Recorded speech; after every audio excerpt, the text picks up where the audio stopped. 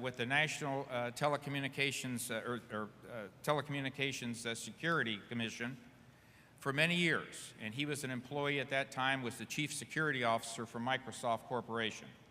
On 9/11, as Jim Quigley reminded us a little while ago, because we all have our memories of that, I found myself responsible for the Pentagon burning with a large hole in it for 3.5 days, and vital telecommunications capability included in the building. And I also found myself responsible for the restoration priorities of New York City. I was the manager of the National Communications System. Howard Schmidt came to me all the way from Washington State to Washington, D.C., even though all aircraft were grounded that day, and he reported in to me and he said, "Harry, I carry Bill Gates' greetings from Microsoft, all the support that we can provide." And by the way, I got that same support from other CEOs like Michael Dell and John Chambers and others that were involved in the president's NSTAC. And so that was very feeling for me that day to have the support of corporate America, because corporate America said, if we don't have a secure nation, we have no business. And so that made me feel good. After Howard delivered that note to me, he took off his Microsoft uniform and he put on his military uniform, and he went to work in our Network Operations and Security Center. So this is a man that has dirt under his fingernails, if you will, in the information technology area. He gets down and gets in where the work is needed. So we're very proud to have him serving our nation at this level of the White House. Now, as we are collecting any questions you might have out there, and I'll ask any of our panel members to respond to them as they desire, or as you point out with those backgrounds that our panel members have. But let me just start off with one question, and this involves what our panel today was all about, and I would ask for just a short statement for those who would like to comment on this. But the staggering facts are that an estimated 75% of cyber attacks come from outside our individual nations, and that an estimated 100 billion US dollars equivalent are lost each year across the global economy due to cybercrime. So this panel is about cyber attack and cybercrime. With those significant facts, I'd like to ask our panel what are some of the main diplomatic options that you think might be available to us in advancing international collaboration, which many of our speakers have talked about, in the areas of prevention, detection, rapid response, and mitigation. In short, how could we begin today, here in Dallas, with our working groups and our breakthrough groups, in working together as an international community in addressing the problems of cyber attack and cybercrime? And I would, I guess, start just right down the row. Let's see. Let's start with Howard Schmidt, please.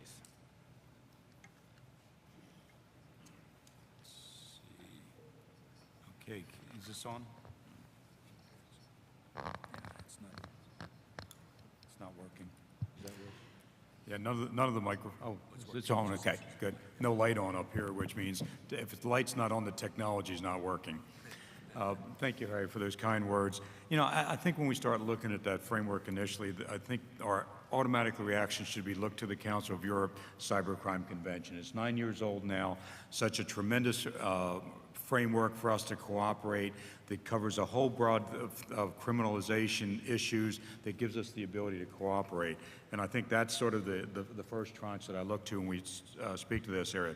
The second one is the global group of experts for the United Nations effort that we're doing now.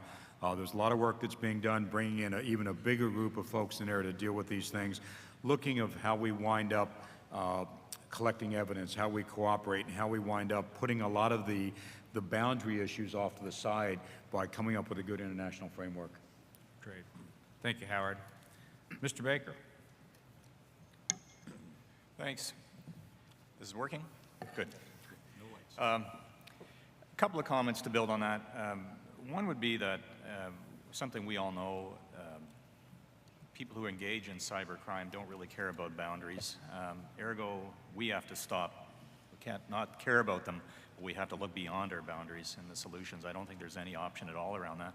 Second point I think I'd make, and we in Canada are just embarking on articulating a comprehensive cyber strategy as a result of a government announcement that this is a priority made in March, is I think that concept of cyber crime, cyber security is just too big to be workable. I think we have to unpack this idea into its respective components and then look at what is the right international diplomatic solutions around the different pieces, because they're not going to be the same.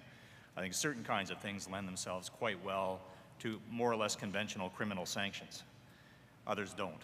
And we have to, I think, break it out and pursue the right solution for the right problem. Thank you.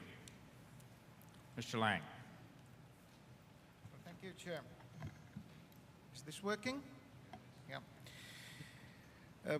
Well, Estonia is one of the only countries who has gone through a cyber attack towards a nation state.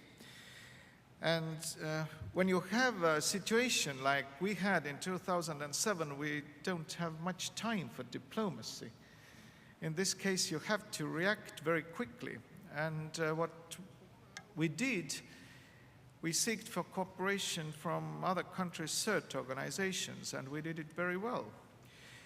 But afterwards, when we come to solve the situation in the future, then I totally agree that we have a legal instrument in the world, which is the Council of Europe Cybercrime Convention. And this is a working instrument, and United States is also a part of that, in spite it's not a full member of the Council of Europe. So I think that we should, in the diplomatic world, develop the framework of this convention and also try to even to sign additional protocols. And we shouldn't think very far from that, and maybe the United Nations group of experts is a fine tool, but it takes at least 7 to 10 years to create another legal instrument. So we should stick to what we have in our hands already. Thank you. Thank you. Let's see, Mr. Sakamoto. Thank you, Chairman. And now we can't find a single solution. Therefore, I would like to emphasize the leadership engagement in the government and private sectors, and as well as international cooperation in concrete terms is essential to promote cybersecurity measures. Thank you. Thank you. Congressman McCall. Thank you, General.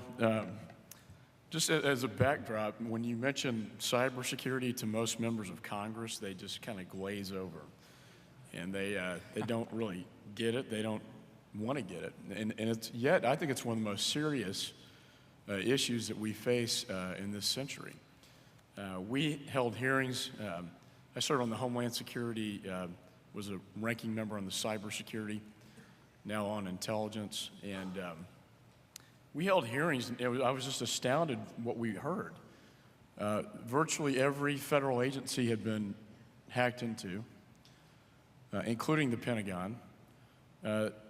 Large amounts of data have been stolen, the size of the Library of Congress.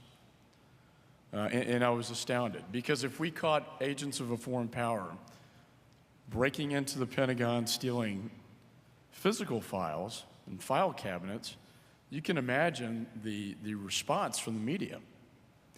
And yet that is happening in the virtual world every day. These agencies are being hacked into, including NASA. Huge amounts of data are being stolen. NASA intellectual property.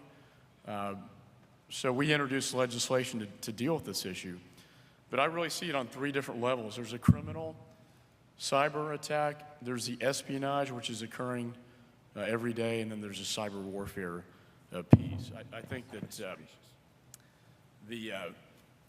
what happened in Estonia, and it's